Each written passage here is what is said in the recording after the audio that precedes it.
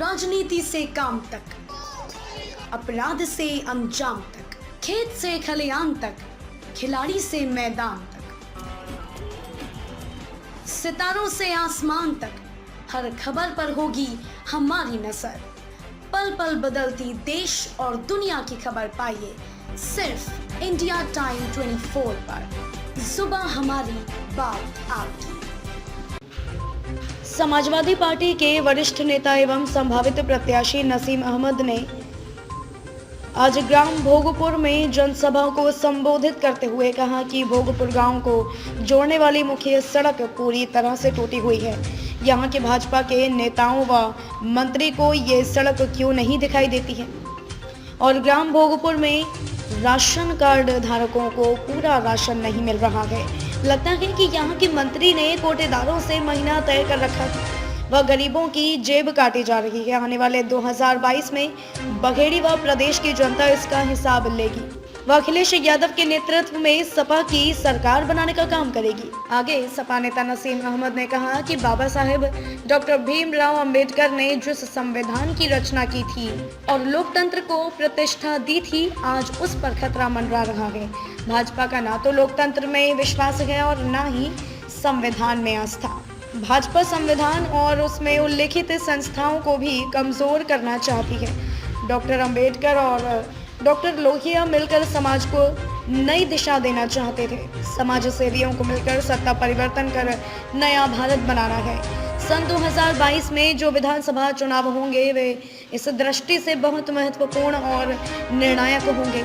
नसीम अहमद ने कहा कि डॉक्टर बाबा साहेब भीमराव अंबेडकर के 66वें परिनिर्वाण दिवस पर उन्हें याद करते हुए वह बाबा साहेब को श्रद्धांजलि अर्पित करते हुए कहा कि वे विधि विशेषज्ञ के साथ अर्थशास्त्री और समाजशास्त्री भी थे। दुनिया भर में बाबा साहेब का सम्मान है। उन्होंने अस्पृश्यता को अमानवीय करार देते हुए वंचित दलित समाज का स्वाभिमान जगाने और उन्हें आर्थिक रूप से स्वावलंबी तथा शिक्षित बनाने पर बल दिया। नसीम अहमद ने ग्राम भोगपुर में अपने संबोधन के दौरान कहा कि भाजपा की नीतियां जन विरोधी हैं। भाजपा की इन नीतियों के कारण बेरोजगारी बढ़ी है, समाज में नफरत बढ़ी और महंगाई तथा भ्रष्टाचार में वृद्धि हुई है और इसका आचरण षड्यंत्रकारी है। आरएसएस की विचारधारा से भारत खतरे में है। भाजपा आरएसएस दोनों आरक्षण समाप्त करने और मौलिक अधिकारों पर हमला करते हैं। नसीम अहमद ने कहा कि भाजपा राज में सार्वजनिक संपत्तियां बेची जा रही हैं। चंद पूंजीपतियों के हाथों में राष्ट्रीय संपत्तियां गिरवी रखी जा रही हैं। भाजपा न्याय की प्रतीक है। किसानों के हितों के काम के बजाय खेती किसानी को पूंजी घरानों की बंधक बनाने की साजिशें हो रही हैं। अपनी आवाज उठाने पर किसान पर जीप चढ़ा दी जाती है। किसान के उपयोग में आने वाली खाद, बीज, कीटनाशक, डीजल और बिजली के दाम बढ़े हुए हैं। नसीम ने कहा कि किसान भी वैज्ञानिक है। वह मौसम की जानकारी रखता है और जानता है कि कब फसल को खाद पानी चाहिए। भाजपा को यह सब पता नहीं, इसीलिए वह किसान की ओर ध्यान नहीं देती है। डॉक्टर भीमराव अंबेडकर और डॉक्टर राम मनोहर लोहिया के विचारों में काफी समानता है। समाजवादी विचार से ही समानता और संपन्नता आएगी। समाजवादी सन 2022 में भाजपा को हटाने को संकल्पित है। बाबा साहेब के मिशन को अखिलेश यादव ही पूरा करेंगे। इस जनसभा का आयोजन आरिश खान व सभा के दौरान मुख्य रूप से माजिद खान, शाकिर खान, मुख्तार खान, जमीर खान, भूरा मिस्त्री, अनवार अली, पप्पू भाई, जरीफ खान, जुबैर अंसारी, परवेज सेठ, जावेद खान, शेर मोहम्मद, अरगून भाई आदि लोग मौजूद रहे।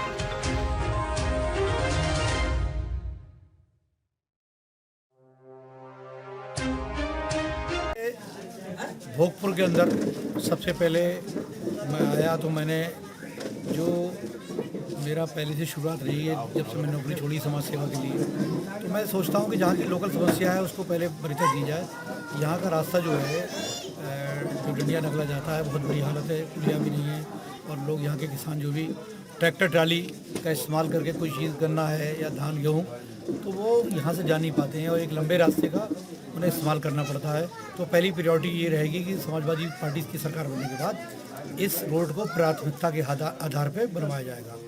दूसरा, आज हम लोग जो राष्ट्रीय अध्यक्ष जी हैं हमारे समाजवादी पार्टी के माननीय अखिलेश यादव जी, उनकी नीतियाँ लेके आए हैं कि वो समाजवादी पार्टी जो पिछले 2012 से 17 तक जिन्होंने प्रदेश को, किसान भी खुश थे, किसानों को कम दामों में खाद मिल रही थी, किसानों को हर साल गन्ने का मूल बढ़ के मिल रहा था, किसानों को मंडियां जो थी, जो आज 3 काले कानून के जरिए ख़त्म करने की बात करी गई थी, लेकिन हम लोगों के आंदोलन से और किसान भाइयों के आंदोलन से वो 3 काले कानून वापस ले ली गए हैं।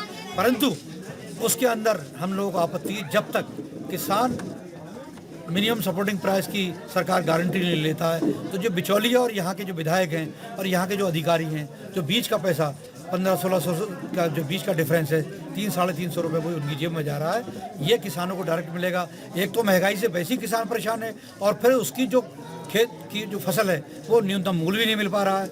दूसरी सबसे बड़ी समस्या है कि जो बेरोजगार लोग हैं, बेरोजगारों का हल ये है कि आज सरकार के पास केवल और केवल अंबानी अदानी उनके हम दो मोटा भाई और प्रधानमंत्री जी, वो मनुवादी दोनों हैं। उनकी सोच है कि जो यहाँ के चाहे मौर्य समाज के लोग हों, चाहे गंगवार समाज के लोग हों, चाहे यहाँ पे दिवाकर समाज के लोग हों, इनका जो है रिजर्वेशन खत्म ऑटोमेटिकली हो जाएगा। जब प्राइवेटाइजेशन होगा तो उसके अंदर आरक्षण होगा ही नहीं। और हकीकत ये है कि संविधान को ख़त्म करने की बात कर रही है भारतीय जनता पार्टी। भारतीय जनता पार्टी शायद ये भूल रही है कि आज लोगों का ध्यान भटकाने के लिए कभी लब जिहाद, कभी पाकिस्तान का नाम लेती है। हम ये उनसे पूछना चाहते हैं, जो आपने वादे करे थे पिछली सरकार में, किसान की आमदनी दुगनी होगी, बुलेट ट्रेन हम हिंदुस्तान में चलाएंगे।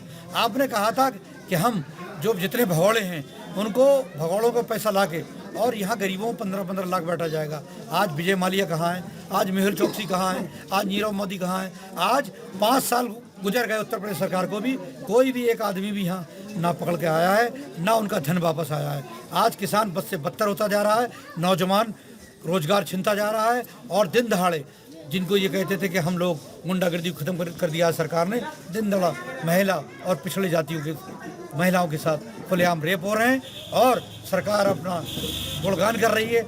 मैं केवल लोगों को यहाँ ये बताने आया हूँ कि हमारी सरकार ने जो 100 नंबर 100 आज इन्होंने नाम बदल के 112 कर दिया, 108 109 दिया, उसके बाद बच्चों को लैपटॉप दिया, वो तो छोड़ो आप। सबसे बड़े हमारे आज राष्ट्रीय अध्यक्ष जी ने कहा कि जिस दिन प्रदेश का मैं मुख्यमंत्री बनूंगा उस दिन हमारी सरकार में पहला काम होगा कि 10 लाख बेरोजगार लोगों को नौकरी दी जाएगी सरकारी। उसके अलावा 300 यूनिट बिजली फ्री।